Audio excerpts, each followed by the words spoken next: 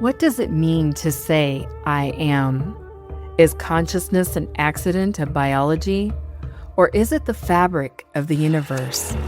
On Spinning the Light, we bridge the gap between ancient wisdom and modern inquiry.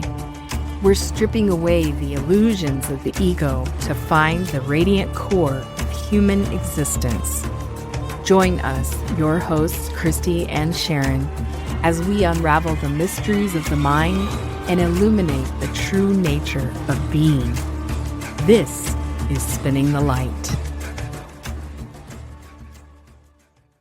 Hello. Welcome back to Spinning the Light podcast. Hope all of you guys are doing well. Yes, we do. Recently, we've been going through a list of 100 things that you can do in your personal life, daily practices, to kind of create, a healthy mindset, have a little bit of peace of mind in the midst of all of the change that we're seeing. And we're seeing things that look like a collapse of some of our previous beliefs. And so now that we're collapsed aware, what are some of the things that we can do to kind of help, ourselves be at peace? Well, and I think even along those lines, understanding that change is always happening and change can look like a collapse of one thing in order for the growth of something else. Exactly. So this section is called Grief and Meaning. The world is burning and birthing at the same time.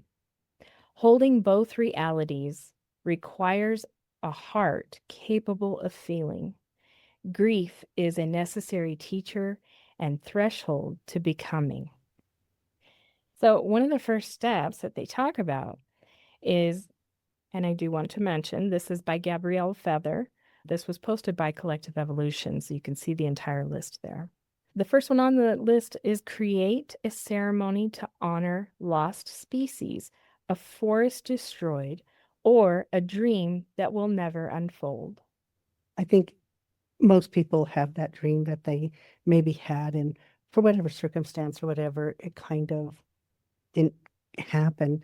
And there's always that coulda, woulda, shoulda, or whatever. And I think sometimes when we create that space for it, it actually helps us in that whole healing process and understanding just because I couldn't get to this piece doesn't mean I can't honor it, this piece, even the thought, the idea piece of it. Mm-hmm. And sometimes we think we have things figured out and it doesn't pan out the way we plan. We were just talking to somebody that was disappointed that they didn't get a particular job and was saying about how that it kind of bothered their self-worth. And sometimes we can go down a whole rabbit hole with that. And but realizing that maybe that did not happen because something else more spectacular is supposed to happen. And I think we do that often is we put this idea out there. And if that idea doesn't happen, then we go into this, believe it or not, grief over the fact that it didn't happen. And sometimes we have to step away and say, what might be some of those reasons? There are some things that, and people say, well, it's okay. It doesn't matter. You can go do it now. And there are some things you actually can do that with. You can go do it. And there are some things you can't. Yeah. And we had talked about that. Mm-hmm. Like, we're not going to have children. Yeah. You kind of go through a period of, that would have been really nice and things like that. And people say, well, you can adopt it, but we weren't talking about the thing of having your own child, not just having children. Yeah, we can go have children. That is still an option. But for us to have a child, neither one of us, we're not there. Yeah. But we gave it a lot of thought. And even though that did not come to fruition, I feel like that there's so many opportunities that we have. You've worked with kids down through the years. And Yeah. so, I think that there's other things that can come into play. And we don't always think that's going to fulfill us in the same way. But I think that it's our approach to things that makes a difference. I agree. And, I think what you learn is that maybe it's not in this, but it's in something else. And I would remember all the little kids asking me, Miss Sharon, do you have kids? And I would tell them, oh, no, honey, because I get all of this energy for all of you. And I really believe that I was able to really be a part of their lives, and forever grateful for that. I think what's really important is kind of sitting with your thoughts about some of those things, and it says about create ceremony to honor a lost species or a forest destroyed or those kinds of things too. Sometimes we just need to sit with that and sort of pay homage, I guess, in our heart to what has passed. And I think we see that really, I think, when we see those museums that have those species that no longer exist, Yeah. that we can go and still see them and have wonderment over that. So I think there are things that very much so we still do. And I think that had friends from that lived in Bisbane, and when they bought their home, that was the thing. We had to clear some forests. Now we plant trees in honor of those that were taken down and things like that. So there's so many different things I think that we can do in that aspect. And one of the other things is when my brother passed away, he loved the outdoors. I mean, this many years ago. So planted a blue spruce for him in my parents' yard. Mm-hmm. So just you can do so many different things. Yeah. So write a letter to the future filled with truth rather than solutions.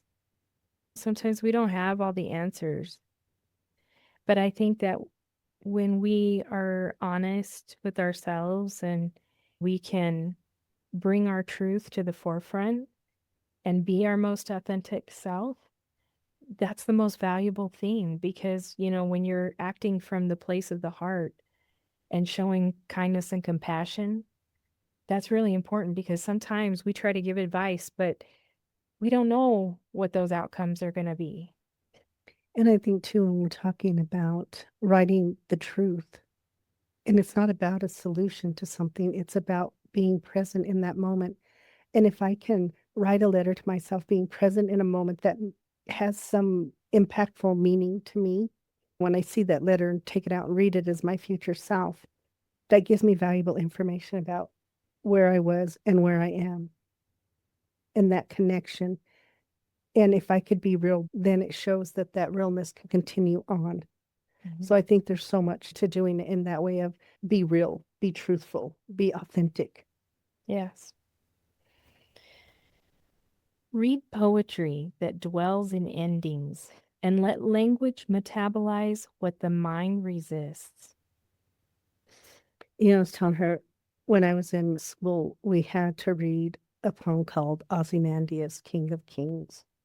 And I always remember that because the whole premise of this poem is that Ozymandias thought he was the greatest. He was going to be the greatest of all time. So he builds this huge statue of himself and he's standing on this pedestal.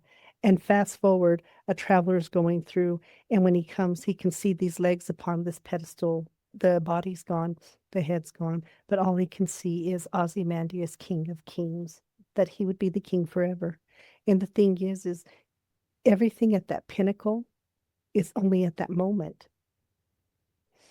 And nobody's going to be the greatest leader because there is always room for more. It's always about evolution. It's about change. It's about paying attention. And so when we look at that, it's even for us, we will have those pinnacle moments where we'll say, oh my goodness, I've reached this in real life. And people will do that even about when they're talking about growth and development. Oh, I know that. No, there's so much more to know. Mm-hmm. There's so much more to learn. Yeah. And we were also talking about like Shakespeare, King Lear in that play. The ending is just he died. There was no more to it. Yeah.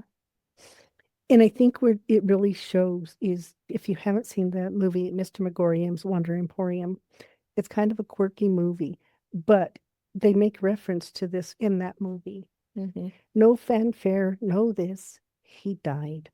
Mm-hmm. And I think that it's not about the death. He lived, he lived, he lived, he lived, Mm-hmm. and he died. It's got some power in the movie itself. So, Yeah. Research the grief rituals of your ancestors and bring one back to life. we were talking about this very much a part of our culture, and particularly when around death is, of course, a lot of people, you gather together. Mhm. We gather and feed because that's what you do. You eat. Mhm. And then after you go to the cemetery, we always have a meal. And historically, the meal was put on by the family. So family members would come together. Oh, you make the potatoes, you make this, you make the enchiladas or whatever it was. So the family would come together, and that is our time of remembrance and talking about that person, laughing, crying, all of those things. Mhm. And now as we fast forward, it's kind of changed a little because now family members aren't doing that. The other thing we do is your family fills the grave. You put Mhm. you shovel the dirt back in. Some people it's one piece. In our culture, we do the whole entire thing. Yeah. I know my family through the years, they would once a year at least go and clean up the grave sites and stuff like that. And that was a part of our tradition. You don't see that as often anymore, but I think that if there's something that brings you comfort in doing these traditions and that, and it doesn't matter, sometimes you pick up other traditions along the way from other cultures even. You know, when I do grief and loss, one of the things I always tell people is don't let somebody die twice. And what I mean by that is to forget them, to not talk about them. And so we had this opportunity just by happenstance, really, because we weren't looking at dates or anything. But anyway, we were in Los Cabos and they were actually doing Dia de los Muertos. Yeah.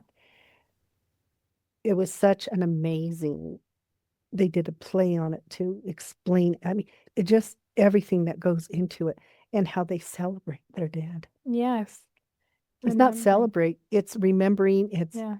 it's going and having conversations, bringing food and drink and stuff. It really, and the decoration of it and just, and so we really kind of fell in love with that Yes. thing. We kind of adopted that tradition. It just really resonates with me. Yeah, I agree. Because if they were that important in our life, they should continue to be that important. So those are Mhm. things you can do. And you look up other cultures, look at what they do. Because sometimes you get from that. It's not one size fits all. It's let's borrow and let's grow in those things, Yeah. in that experience. Yeah. And it's what it brings to you. It doesn't matter, Where it comes where from. it comes from. Yeah. Allow tears to come without resistance. Sometimes it's important to do that. You have to let those things out. And sometimes people think, well, I don't have a reason. It doesn't matter. Tears are a cleansing process. So it's very cathartic for us. Yeah. And it's a vulnerability that it's okay to have. Mm-hmm. You hear There's nothing wrong with it. somebody say sometimes you just need a good cry, and that's true. You need a good cry, and then they're like, oh my God, that felt so much better. I think I can go on now. Hmm. Yeah. Causes a subtle shift. Uh-huh. Plant a tree as a memorial. And that was something that you said that you guys did for your brother. And it's funny because one of my clients was just saying that they had a few weeks ago, a friend of theirs, they had a loss. And so they had gone in. That was the thing that they did is they planted a tree. Some people plant rose bushes. Some people plant whatever. And I don't plant trees, but every spring I do flowers for my mom because it was something that we would do. And so every spring, that's my time to hang out with my mom and plant some flowers and stuff. And with my dad, it's always that thing of something in nature and animals. Yeah. And I think that too, because we're kind of talking about all the many changes and stuff like that. You can plant a tree or something like that. And maybe it's not even in memorial of a person. Maybe it's of something that's important to you or that. So that's something you could do as well. And what I think is really interesting is so our first dog, well, not our first one, but our one in our home, Misha, when she passed away, I thought it was interesting because they gave us her ashes and then they gave us these seeds. So you can actually grow plants and use part of your ashes for the plants and stuff. And I thought, how cool is that too? Yeah. That nice remembrance, just the little things that we can do that reminds us the significance of somebody, or whether it's our four-legged ones or the people or whatever it is. Yeah, exactly. Speak candidly with a safe friend who's ready about your fears for the future and allow space for uncertainty without glossing over it. So I think with that, I'm grateful you and I talk about a lot of different ideas and things and uncertainties. And I feel like that it really helps us. And I hope that others have that soundboard. And I think it's important to find somebody that doesn't make you more apprehensive or filled with anxiety. It has to be somebody that you trust. That isn't going to judge those thoughts or ideas and things like that. Yeah. Because we don't realize how sometimes, and I'll always tell her this, if I'm got something going on in my head and I'll be there thinking about it now. It's like, oh my God, what am I doing? Just like go talk to Christy. I'll talk it through and I'm there like, oh, okay. I figure things out. And even about uncertainty about future, I think that one of the things is there is uncertainty about the future for everybody because no future is set in stone. Mm-hmm. But people will go with this huge amounts of anxiety instead of just talking about what scares them. And one thing that I want to point out that, like what you were saying about talking to me about something and how you feel better, I may not even have to really say anything. I mean, it's not even so much always what I contribute, it's just you being able to voice it and think it through Exactly. helps. And I think that's kind of one of the things. I know move this down just a little bit. Thank you. Exactly. It's the fact that I have somewhere safe to go. Yeah. That is the biggest thing.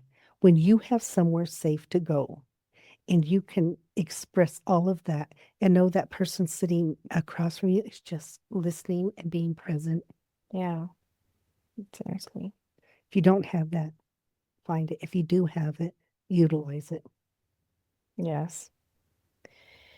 Create a regular grief circle where nothing is expected to be fixed.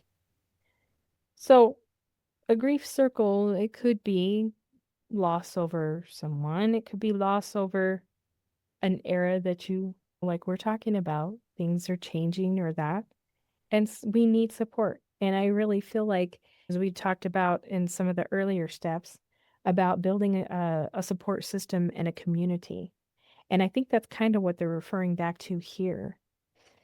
Oh, absolutely. And I think when we're talking about grief, it doesn't mean we're staying stuck in it. But what it means is we have a shared experience Mm-hmm. and whatever that is. And that's why groups are important to people. Because when I go there, I have somebody who I can talk to who's going to be able to relate on some level to what I'm experiencing. Yeah. So it makes a big difference, I think, in having those connections, really working on what makes that group cohesive. Yeah. So the next one is express your sorrow through art, painting, writing, or song. Mm. And we were talking about that the other day too, just how you can express yourself through those creative channels. And sometimes I think that we get so overwhelmed and bogged down, we don't feel very creative. But I think that that's what part of this list is about, is creating the space for that. I was talking to a client, loves music, does music, and, feeling a little lost or whatever that is. And I told her, you have to think of your life as music. And she goes, because she loves, she goes, well, yeah. And I said, no, it's like you have all of these musical notes and they're just thrown on the page. And I said, the thing is you look at it as fragmented, and we look at our life as fragmented. I said, but you'd be amazed at when you start to move those notes around. And I told her, when we're done with this, you're going to see that you're going to create the most beautiful melody of your life, and you're going to fall in love with it and who you are, because we just have to put things together. Mm-hmm. And we have to see, how do we make that work for us? And I always tell people, music is any of the arts, anything like that. Mm-hmm. You can go in, whether you hear a song and it moves you. Yeah. It's, you feel it in a way that you can't even describe, but it moves you. You feel it in that center, that core of who you are, that soul piece, whatever you want to call it. And it's amazing how it can help transform you. But imagine if you're creating your own, Mm-hmm. what that really means. I called him Guitar Man. He had a lot of trauma, but he would write music and do guitar and he just stopped. He goes, I can't. He goes, there's all this and all. It was bad. And I told it, he goes, well, when we know I'm better? I said, honey, we'll know you're better when you walk into my office with your guitar in hand and you sing me a song about your healing process. And sure enough, one day Harry comes in with his guitar, sat down, played his guitar, and sang his song. And I looked at him, I said, it was such a pleasure working with you. Mm. I says, now you get to go on, create your music, be you, be that authentic piece of who you are. Yeah. I think when you have the freedom of that expression through that creativity, it takes you to a whole different level. And you have to be so mindful about being in that moment. It takes you away from the chaos of everything else. We always have music in our house, Mm. always. Yeah. And trust me, even if I'm working and there's no music, she's either singing or she's listening to music somewhere else. I can't talk to her. She's got earbuds. But the thing is it does, whether it's reading, a lot of people don't like poetry. Some poetry can be very powerful. Mm-hmm. Reading something can be huge. It can have such an impactful thing on us. Yeah. Looking at art. I know when we went to the Louvre, that was so awe-inspiring. The art from different eras and centuries and places Yeah. but the commonality was every single one of those cultures had art. Mm-hmm.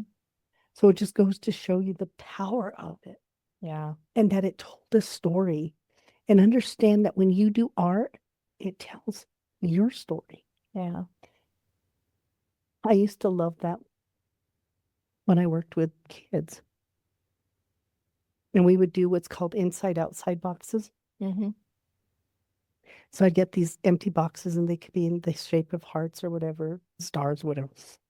And I would run a group and I was going to run a group. And then there was a 4-year-old getting ready to be 5. And they said, he's too young. I said, I'm going to let him in. I said, I don't know what this means. And just we're going to let him in. The cutest little dude, I tell you. Anyway, we're doing the inside outside boxes. And he's doing his little glue and he's sticking stuff on and doing all. So the outside is how the world perceives you. The inside is you. Okay, it's a great exercise. Anyway, we're doing this exercise, right? And then you have to explain. So I come to his and I go, He had little things on the outside, glitter, like little kids do. So I open the inside of the box and I look in and it's got this black mesh over it. And I said, hmm. I says, well, what is it? And he goes, look closer. So he gets the box and he kind of squints to my eye. And inside there's something in there. And I says, well, baby, what is it? He goes, if you look close enough, it's me crying. And I was there like, you're freaking 4 and 5 and you get this? Through art, he was able to express that because he didn't talk a lot about his feelings. Oh. But he does that. So fast forward, I have the parents do the group too. Mm-hmm. So I have them do the inside outside boxes. So the mom and dad are doing theirs. Mom does this beautiful box. And then the inside, we sort of good talk. And so the dad's doing his, and you can see his struggle. You can see his struggle. Anyway, it's like you see the light go on. He goes, oh. So he starts doing his box. And then so when we do it, and he has a heart box. And so we get it, and then the outside's done up, represents strength and all this. But then you have to give me the box. So I go, and I can't take that off. He goes, I go, what does this mean? He goes, I just realized, he goes, I've sealed my heart off for so long. He goes, you can't see in it. This was the dad to the little boy. Oh. So art think about what that did. Yeah. That moment was the start of a really great healing process. Yeah. It's So pretty awesome. use it, explore these things. It Mhm. can mean so much to you. Yeah, You for know, sure. So remember that grief is a form of love and let it deepen your commitment to what remains. wow, isn't that powerful? When you hear that statement, what is that like for you? Well, it helps me to remember, like we often say about, especially over the loss of someone, how we keep them alive through the conversations that we have. And we're not just only focused on their passing, but keeping them alive through conversation. What were they like? It made me think of one of the things you often say is sometimes you say, gosh, I wish my dad was here because who you are today. Hmm. The conversations that I would have today, just having a different outlook on life. And Well, even in that, and now you'll say, oh my goodness, my dad and I share these things. You didn't share them at a certain age. yeah, I just didn't understand. Yeah.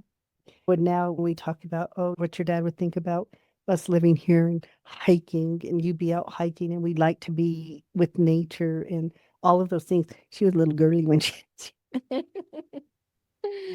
Yeah, I stayed in a lot.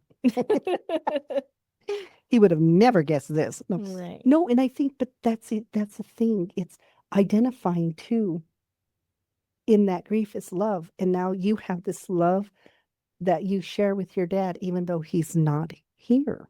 Yeah. So grief is not the ending unless we let it be the ending. Yeah. Death is not the ending. Even when we're talking, not even about people, when we're talking about ideas and things shifting and changing, when a job ends, it's just the end of that. And then it's what did I learn? And that it makes space for growth. And we didn't touch on this one just real quickly though. The end of relationships. Yeah. I always remind people that people come into our lives and stay in our life only as long as they're needed, Mm, you know? exactly.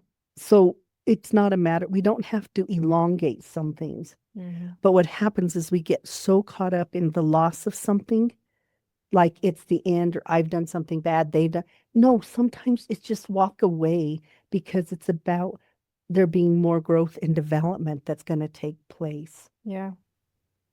The end of a relationship sometimes is not the end of the world, but we will make it the end of the world. And then people do stupid things Yeah. that don't need to happen when we just realize there's, like you said, that end is making space for something else if we allow it.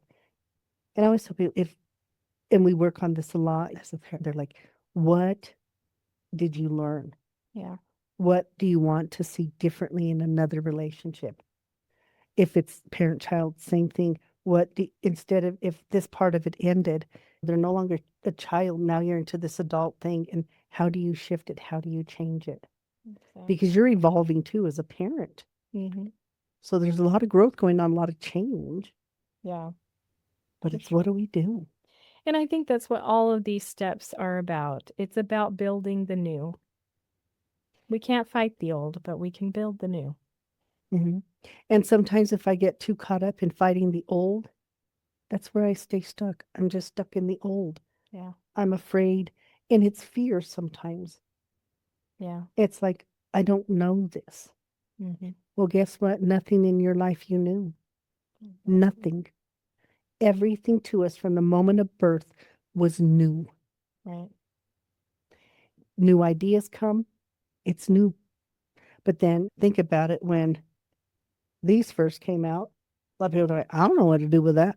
Now, everybody walks around with them. Like it's another appendage. Yeah. Yes, they do. But yeah, so this is the thing.